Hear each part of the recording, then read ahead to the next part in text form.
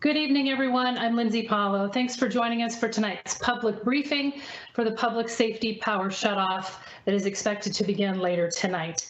We're going to share some details with you about the weather forecast, including some updates from our chief meteorologist, Scott Strunfeld. Our incident commander is with us tonight as well. That's Mark Quinlan. He's going to discuss some specifics about the shutoff and then also about power restoration. Finally, we've got Vanessa Bryan with us tonight. She's a manager of local customer experience. She's going to talk about the support that will be available to our customers throughout this event. I'll also note that we have several members of the media on with us tonight. After we give our situational briefing, we're going to turn to those reporters, give them an opportunity to ask a couple of questions, and would remind them that they need to hit *1 to get into the queue. So we're going to move right into an overview first of this public safety power shutoff event.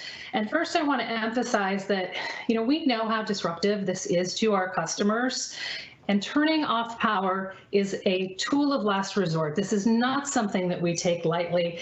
We only use this tool when the weather is so severe that it could put at risk people's safety, their lives, their homes, and their businesses, and that may be in danger. As for the situation at this hour, here's what we're expecting.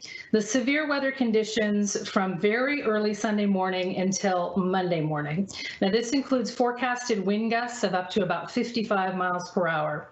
As a result, we are preparing to turn off power to nearly 89,000 customers in parts of 16 counties, as well as to one tribe.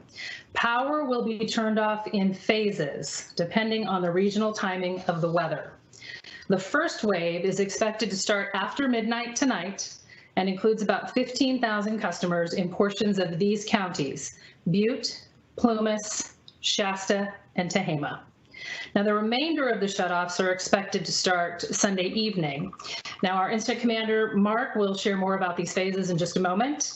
Once the weather has passed, then our crews will begin patrolling lines that we de-energized for any potential wind-related damage. Then we expect to have essentially all customers restored by late Monday night, again, weather dependent.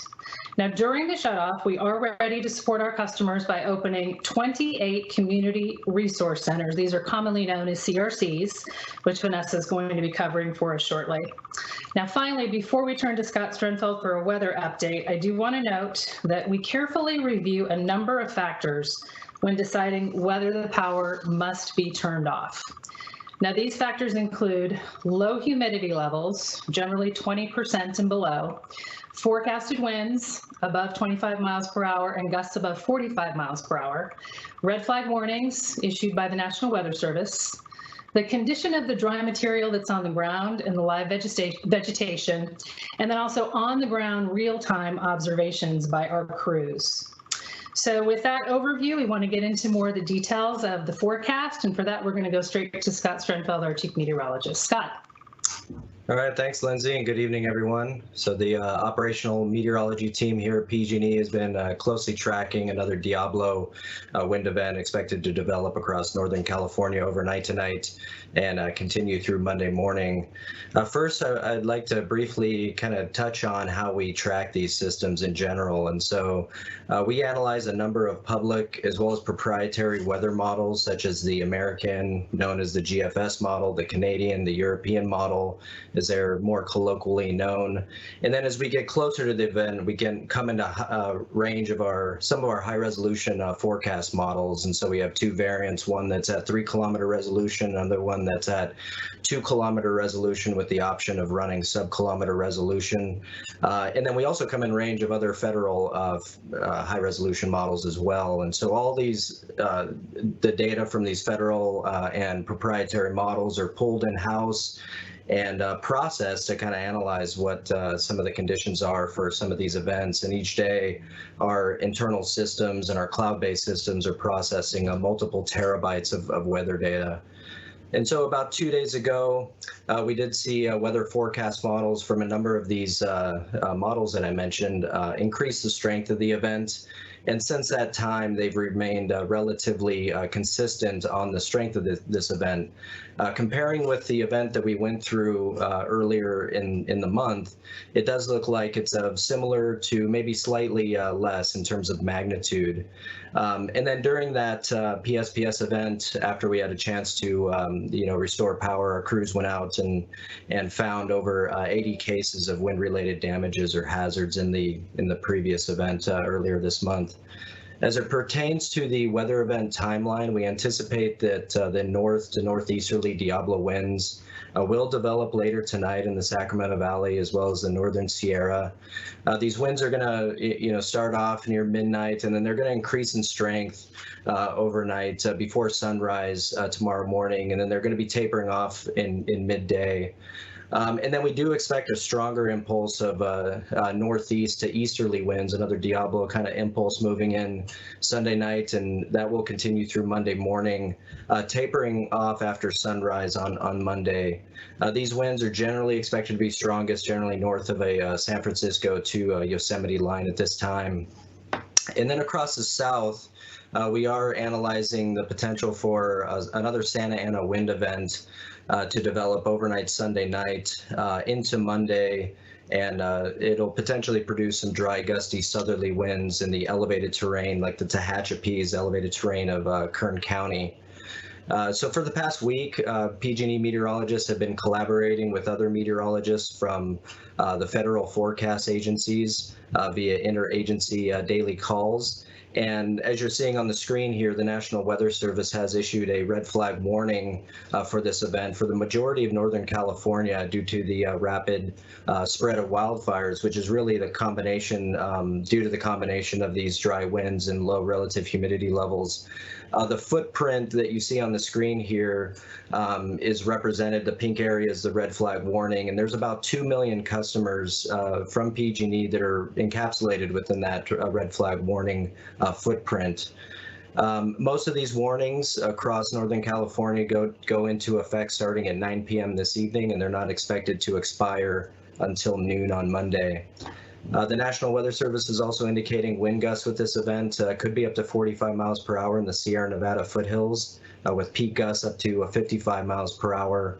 And then in the Bay Area, primarily we're focused on the North Bay Mountains at this time. We could see some peak wind gusts around 50 miles per hour in the kind of Mount St. Helena, some of the elevated terrain that's in the North Bay. And then another federal forecast agency known as Predictive Services is also forecasting risk of significant fire potential due to the same gusty and winds coupled with low humidity both Sunday and Monday across most of Northern California. And their general thinking on wind speeds is generally aligned with what we're seeing and also what the National Weather Service is seeing. So it's very important that we're, aligned with what federal agencies are saying. And, to top this all off, the surface fuels out there and vegetation on the ground is extremely dry this time of year. I think we all understand that. But to understand that further, PG&E as well as federal and state agencies go out and they actually sample the vegetation and take regular readings about how much moisture is available in that vegetation, primarily in the shrub fuels like chamise and manzanita. And right now, what we're finding by looking at some of that data is that those fuel moistures are at critically dry levels this time of year, and typically at those levels that historically can support large and catastrophic fires. And so in general, we're aligned with the agencies, and we'll continue to monitor this 24/7. The PG&E operational meteorology team is going to be staffed 24/7 to monitor this event. And we're now kind of in the period where we're transitioning into focusing on observations and looking at observations to verify what we're seeing from the forecast models. And so in order to do that, we're using more than 850 weather stations that PG&E has installed to kind of understand what the winds and humidity and temperatures are doing across our territory. So that really concludes the weather update. I'll pass it back to you, Lindsay. Okay, Scott, thanks. A couple of things I wanted to hit on. You mentioned the significant fire potential and a few things that are contributing to that. We've got a red flag warning in effect for much of the service area. You mentioned the Diablo winds in the Sacramento Valley and also in the northern Sierra. And I think it's later in the event we could see some Santa Ana winds in the south affecting portions of Kern County. So it's the combination of the dry winds, the low humidity, and the fuel on the ground that really lacks moisture right now. Is that right? That's exactly right. It's the kind of co-location of this event, the strong winds, the low relative humidities, and those dry fuels that I mentioned on the ground, which is producing some critical risk out there. Okay, Scott, thanks for that update. Really appreciate it. We want to turn now to our incident commander. That's Mark Quinlan. He's going to give us an update on how this is going to roll out in a couple of different waves, timeline, and then also what restoration is going to look like. Mark.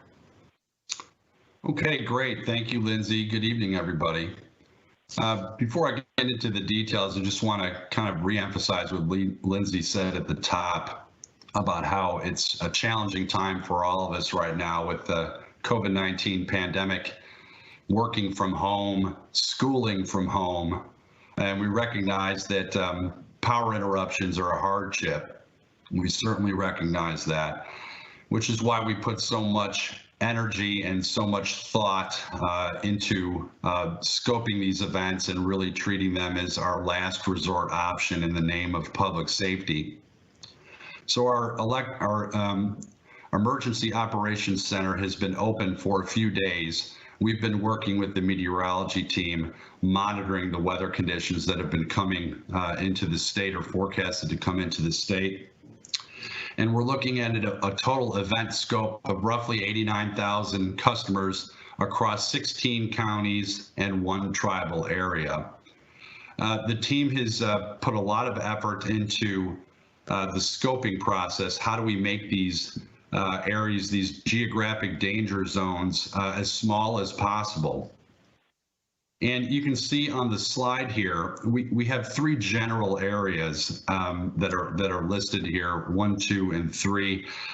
Areas 2 and 3 are grouped together. They come later over the event sequence. The first area is about 15,000 customers.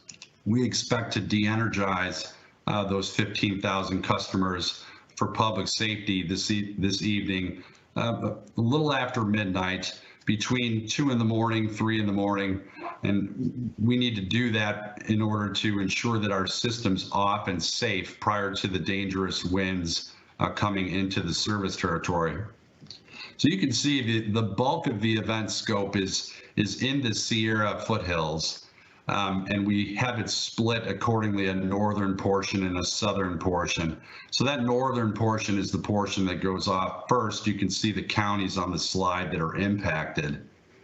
The second area is the southern Sierra foothills and a portion of the North Bay, very small portion of North Bay, including portions of Lake County, Napa County, and Sonoma County. Only 2 customers in Sonoma County, but it's a very, very small geographic danger zone in the North Bay. This is primarily a Sierra foothill type of event.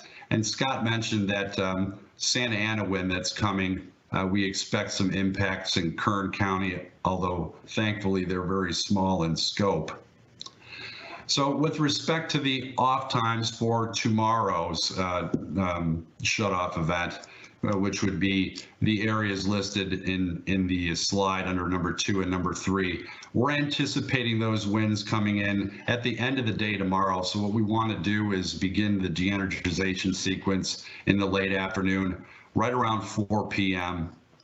And finally, once we have everybody in the de-energized state, we'll be monitoring the weather and we'll be looking to issue the all clear.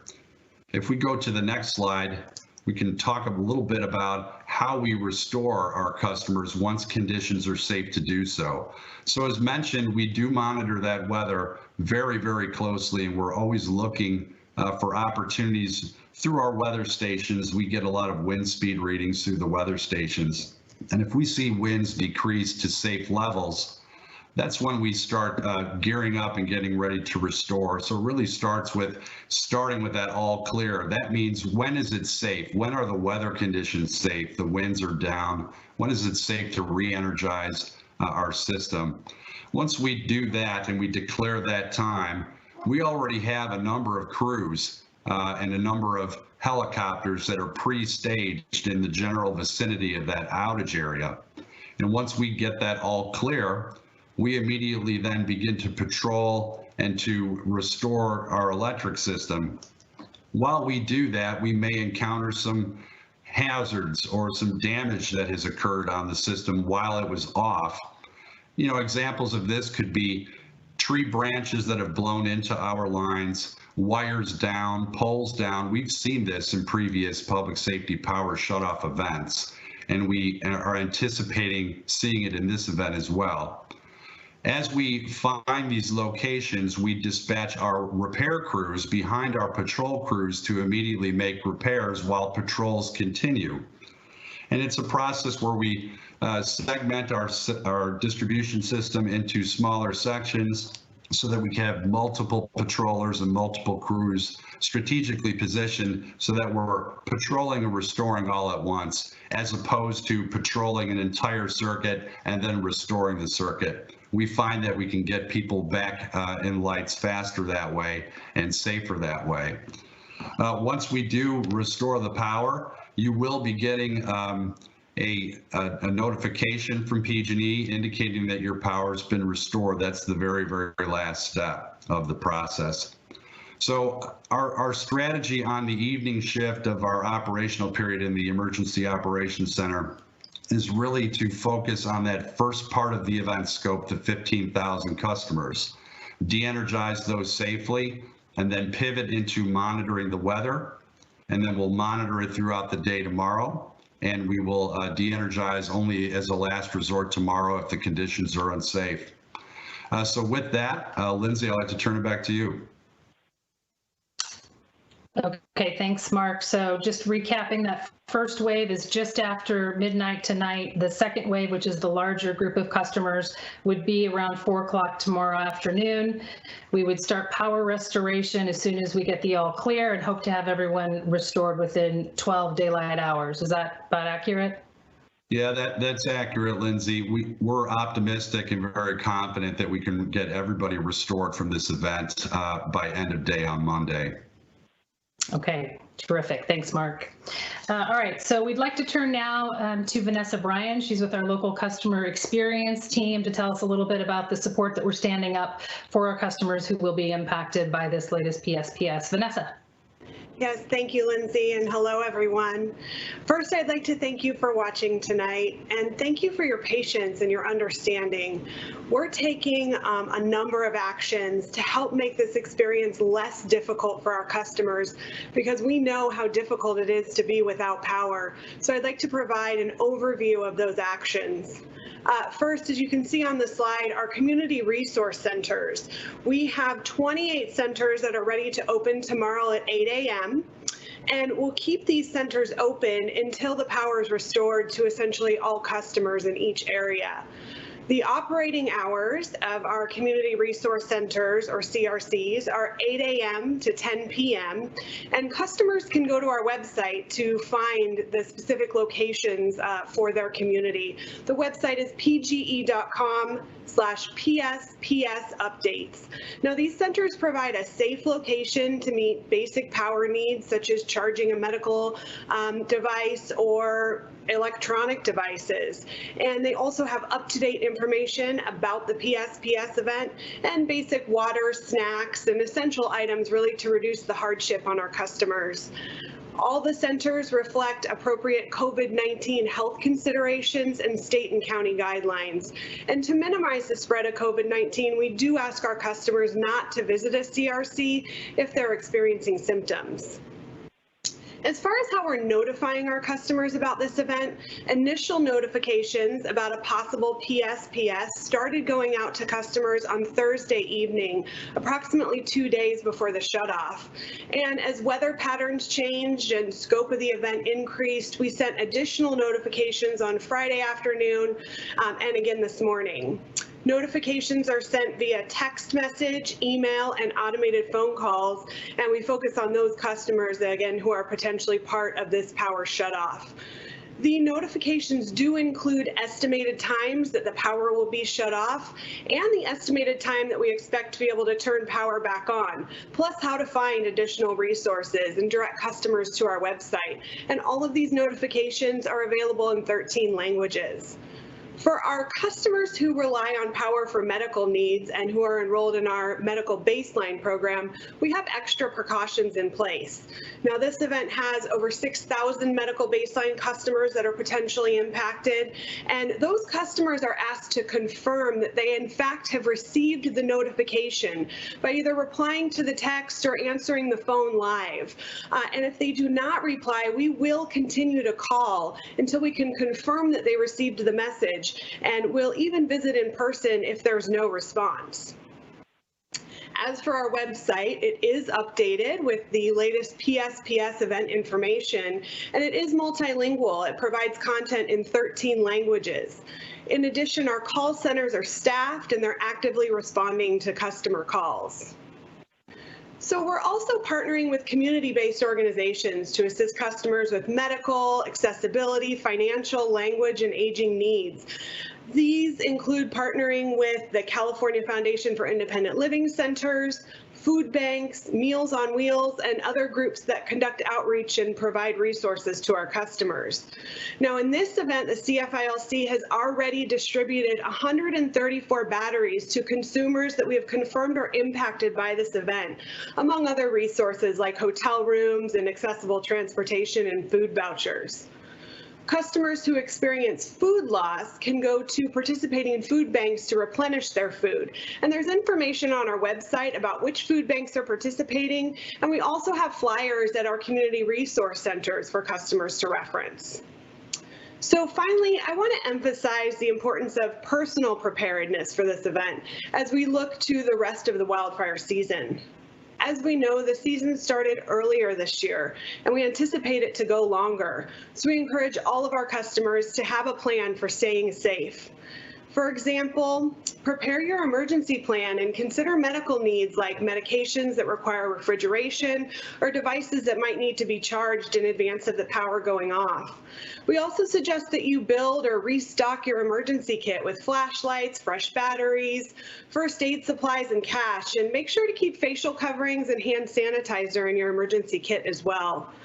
Identify backup charging methods for phones and keep hard copies of emergency numbers on hand. Practice manually opening your garage door and make sure to prepare a go bag. We have more tips about how to prepare at pge.com/PSPS updates.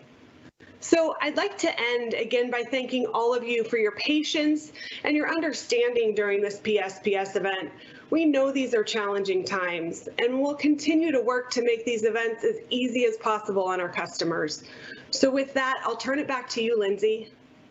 Okay, Vanessa, thank you. So to reiterate, we'll have 28 community resource centers stood up to serve our customers that are impacted by this PSPS event.